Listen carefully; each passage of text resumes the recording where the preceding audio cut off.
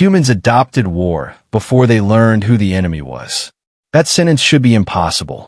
Every known species fights for territory, resources, survival. Humans fought for strangers. I did not believe it. At the time, I was senior observer Keth of the Vey Collective. My assignment was simple: monitor the newest rising species near the Orion Fringe. Humans fascinated us. They were weak, fragile bodies, short lifespans, poor night vision, primitive instincts. Everything about them suggested they should have remained a minor planetary civilization. Yet every decade, they became stronger. I spent years studying them. A pattern emerged. Humans protected their young at all costs. Every species did that. Nothing unusual. The difference was scale. Human parents crossed oceans for children. Human governments spent fortunes on children. Human soldiers died for children. It was irrational, predictable, easy to understand. Or so I thought. The first signal arrived during Cycle 482. A cargo vessel transmitted a distress beacon near the outer colonies. Routine. Nobody paid attention. Pirates were common. Smugglers were common. The galaxy was vast. Cruel things happened every day. Then Earth answered. Not a patrol. Not a diplomatic request. Earth demanded access to the vessel's records. That was unusual. The vessel belonged to the Hrax Dominion. The Hrax were wealthy, powerful, protected by treaties. Human investigators requested the cargo manifest. The Dominion refused. Humans requested again. The Dominion refused again. Case closed. That should have been the end. Instead, human intelligence ships appeared throughout Hrax territory. Silent. Watching. Collecting data. I remember reading the reports. The behavior made no sense. The cargo vessel carried no strategic resources, no advanced technology, no military secrets. Why were humans interested? Months passed. Then another vessel vanished. And another. And another. Every ship belonged to the Hrax.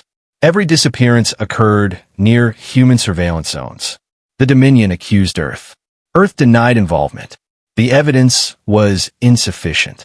The mystery deepened. I became curious. Human attention had become obsession. That frightened me. Humans rarely obsessed over nothing. Then the truth surfaced. A damaged freighter escaped into neutral space. Its engines were destroyed. Its captain was dead. Its cargo containers ruptured. Investigators boarded expecting contraband. They found children. Thousands of them. Not human children. Not Hrax children. Children from dozens of species. Small. Starving. Drugged. Chained. Stored like cargo. I studied the footage. Even now I wish I had not. Some of the youngest could barely stand. Others no longer remembered their names. Many had identification tags burned into their skin. I expected outrage. Political pressure. Economic sanctions. That was the standard response. Instead, Earth went silent. Completely silent. Human diplomats vanished from public channels. Human media stopped discussing the discovery. Military traffic disappeared. Commercial fleets altered routes. Everything became quiet. Too quiet. I reported my observations. My superiors laughed. Humans are emotional. Humans will calm down. Humans always calm down. I believed them. That was my mistake. 3 weeks later, a Hrax listening station exploded. No warning. No survivors. The official cause was reactor failure. Then another station exploded. And another. And another. Coincidences accumulated. Fear spread. The Dominion increased security. Nothing changed. Ships vanished. Facilities burned. Supply chains collapsed. No enemy appeared. No declarations were issued. No demands were made. The attacks felt supernatural. The Hrax accused rival powers. Then criminal syndicates. Then artificial intelligences. Every explanation failed. I watched human networks. Silence. Always silence. The pattern bothered me. Humans loved speaking. Humans debated everything. Yet now they said nothing. Why? One answer haunted me. Because they were busy. The first confirmation arrived from a captured operative. The recording leaked across the galactic networks. The operative belonged to neither military nor government. He was human. A civilian. He looked exhausted. Bleeding. Missing an eye. Interrogators demanded answers. The human smiled. I still remember it. That smile frightened me more than any weapon. What are you? The interrogator asked. The human laughed. Then he answered. A father. Nothing else. Just that. The recording ended shortly afterward. Nobody understood. I certainly did not. What did fatherhood have to do with terrorism? Human behavior was becoming impossible. The attacks intensified. Entire trafficking routes disappeared. Slave markets exploded. Banking networks crashed. Corrupt officials vanished. Bodies appeared. Some are never identified. Governments panicked.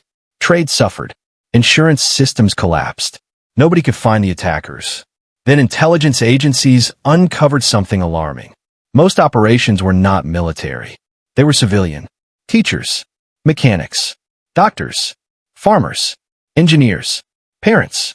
Thousands of ordinary humans were moving across the galaxy. Not under government command. Not under military authority. Acting independently. I rejected the reports. They were absurd. Civilizations required structure, command, hierarchy. Humans seemed to be operating without any of it. The more investigators searched, the worse it became. Every destroyed trafficking cell revealed another. Every captured criminal exposed larger networks. The problem was far bigger than anyone imagined. Children were being sold across half the galaxy. Entire economies depended upon it. Entire governments profited from it. The horror had existed for centuries. Everyone knew. Nobody cared. Humans cared. That was the problem. I kept returning to the pattern. Humans protected children. Always. Predictably. That was the rule. The traffickers had simply triggered a familiar instinct. Nothing more. Nothing unusual.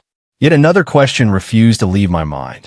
If humans were only protecting children, why were military shipyards suddenly working around the clock? Why were reserve fleets being activated? Why were retired warships returning to service? Why were human colonies stockpiling supplies? Why were recruitment centers overflowing? And why did every intelligence report end with the same warning?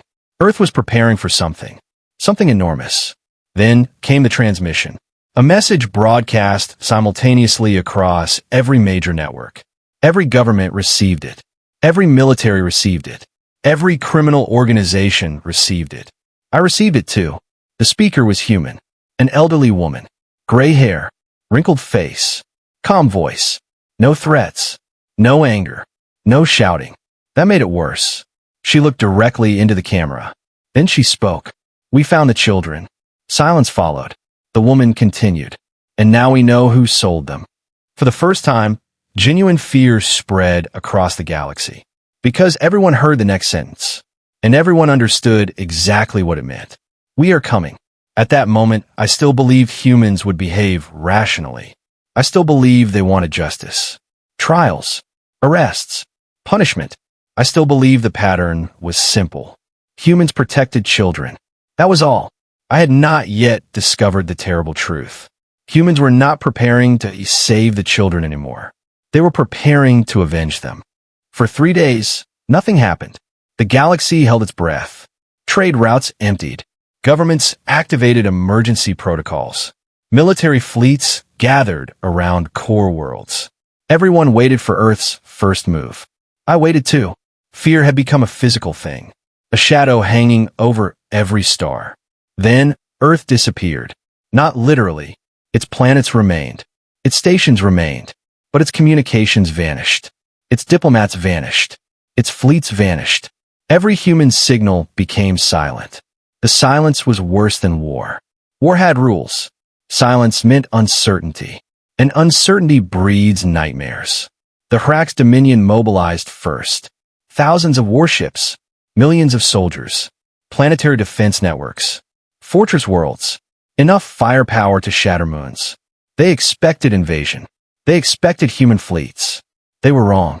The attacks began inside their borders. Simultaneously. Everywhere. Fuel depots exploded. Navigation systems failed. Communication relays collapsed. Orbital defenses fired upon themselves. Entire sectors went dark.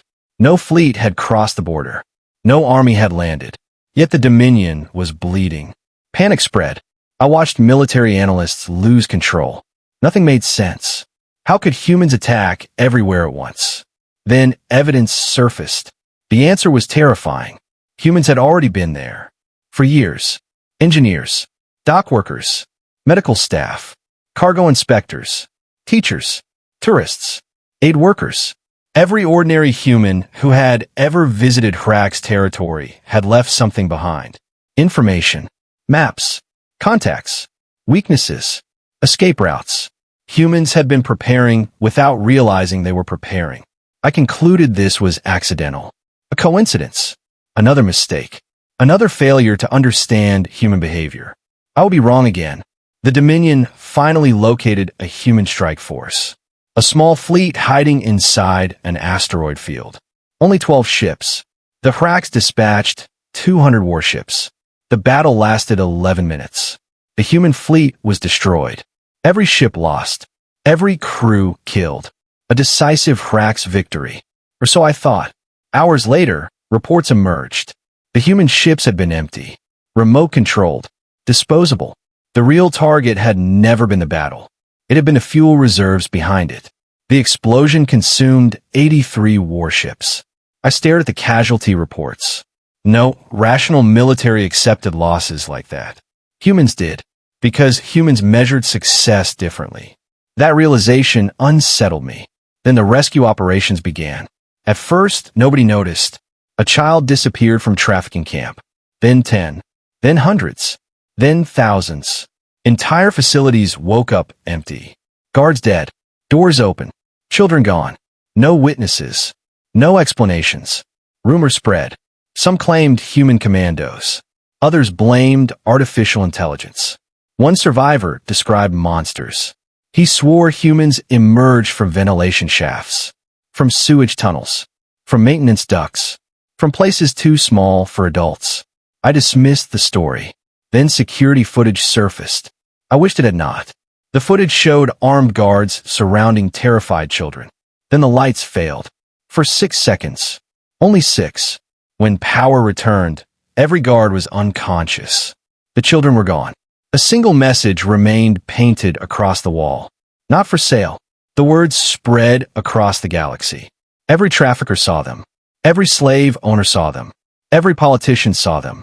Fear became universal. Humanity was no longer hunting organizations. Humanity was hunting individuals. One by one, name by name, world by world. The pattern became obvious. Nobody escaped. Years of corruption records vanished from databases, then reappeared on public networks. Secret transactions emerged. Hidden prisons emerged. Mass graves emerged. Evidence flooded every system. Entire governments collapsed overnight. Revolutions ignited. Executions followed. The galaxy was tearing itself apart. Humans barely needed to fight anymore. Truth was doing the work for them. I still believe the pattern was simple. Protect the children. Destroy the traffickers. End of story. I was still wrong. Because then Earth found the largest facility. A place known only through whispers. The Black Nursery. Hidden beyond mapped space. Protected by private fleets. Protected by mercenaries. Protected by governments. Protected by fear. No one knew exactly how many children were there. Estimates ranged into the millions. I expected a military assault. Instead, something stranger happened. Every human fleet changed course. Everyone. Military. Civilian. Commercial. Retired. Active. Armed. Unarmed. Everything headed toward the nursery. The largest fleet in galactic history formed within days. Not under a government. Not under a flag. Under an idea. That terrified me. Ideas cannot be negotiated with. The coalition opposing them numbered 6 major powers. Their combined strength exceeded Earth's many times over. Logic suggested humans would retreat. Humans advanced. The final battle began near the nursery system. I observed remotely. Entire constellations seemed to burn. Warships died by the thousands. Weapons turned space into fire. Worlds trembled. The coalition expected humanity to break. Humanity did not. They kept advancing. Even after losing half their fleet. Even after losing more. I finally understood Why every species feared human persistence. Humans could continue long after logic said stop. Then came the moment that changed everything. Coalition forces breached the human command network. For a few seconds, internal communications became visible. I expected military orders. I expected strategic calculations. Instead, I heard voices. Ordinary voices. A mother. A teacher. A mechanic. A nurse. A farmer. None were soldiers. Many were crying. Some were terrified. All were moving forward. Then one transmission cut through the chaos. A young human voice. Perhaps 12 years old. Bring them home. Nothing else. Just 3 words. The fleet surged forward. As if every human had heard. As if every human had become the same person. The coalition collapsed hours later. The black nursery fell. Its defenses shattered. Its gates opened. And the children emerged. Millions of them. Different species. Different worlds. Different languages. The sight silenced the galaxy. Humans had won. The war should have ended there. But one final revelation remained. Investigators uncovered records from the nursery. Ancient records. Terrible records. They revealed something nobody expected. Some of the imprisoned children had disappeared years earlier. Not months. Not decades. Years. Many were presumed dead. Yet they were alive. How? The answer stunned every scientist. Human doctors had secretly infiltrated the system long before the war. Human smugglers had delivered medicine. Human volunteers had sacrificed freedom to remain inside. Human prisoners had chosen captivity. Chosen it. To protect children they had never met. I cannot comprehend it. No species did that. No species willingly entered hell. Humans did, and suddenly the pattern I believed I understood shattered. Humans did not protect children because they were theirs. Humans protected children because they were children. The distinction changed everything. For the first time, I felt something close to respect. Not admiration. Not affection. Respect. The kind reserved for forces of nature. Years later, the galaxy rebuilt. The slave empires were gone. The trafficking networks were gone. The children survived. Most of them. Humanity returned to normal. Or what passed for normal. Yet even now, whenever governments discuss war, one question always appears. Not how strong humanity is.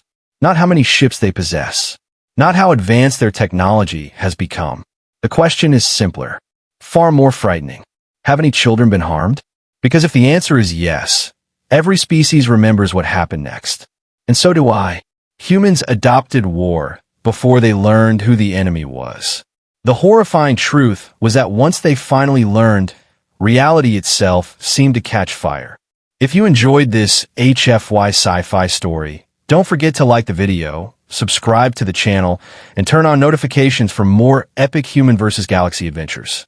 And tell us in the comments, if humanity discovered a galactic slave empire, do you think they would really stop at justice or go all the way to revenge? Thanks for watching, and we'll see you in the next story.